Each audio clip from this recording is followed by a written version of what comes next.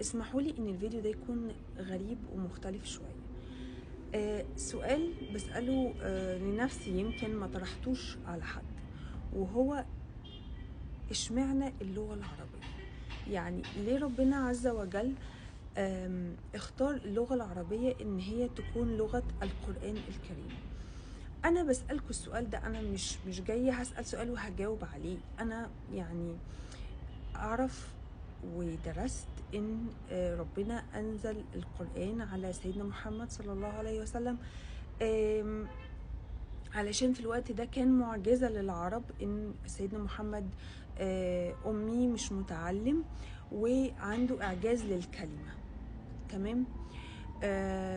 بس ربنا إن كان عايز إن اللغة لغة القرآن تنزل بأي لغة تانية كان هينزلها بأي لغة تانية. إيه الفكرة إن هي تكون باللغة العربية؟ مش عارفة، السؤال ده بقاله كتير جدا يعني في بالي. وربنا أنزل القرآن وسيدنا محمد رسول للعالمين، يعني للناس كلها وللبشر كلها، للإنس والجن،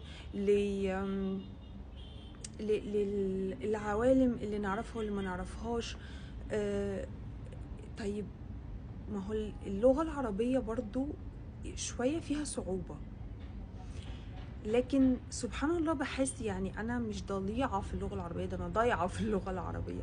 لكن لما باجي أكتب حاجة باللغة العربية، ودي لاحظتها، بحس إني في إحساس كده للغة. هل اللغة العربية ليها إحساس مختلف، ليها مفردات مختلفة بتعبر عن الحدث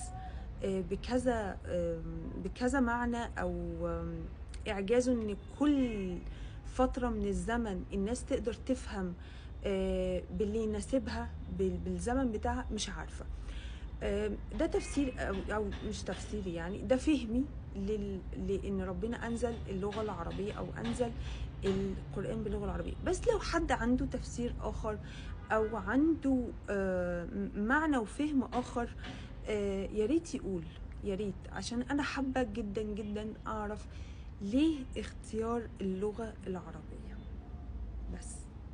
وياريت اللي هيعمل فيديو أو يرد على كلامي أو على السؤال اللي بسأله يعمل لي منشن علشان أفهم أكتر وأعرف أكتر ونستفيد من بعض. وكمان يعني ياريت كمان اللي هيتكلم يتكلم بشكل ممكن يفيد الأطفال في الجزئية دي، عشان يعني نسبريد الموضوع، نوسع الموضوع أكتر.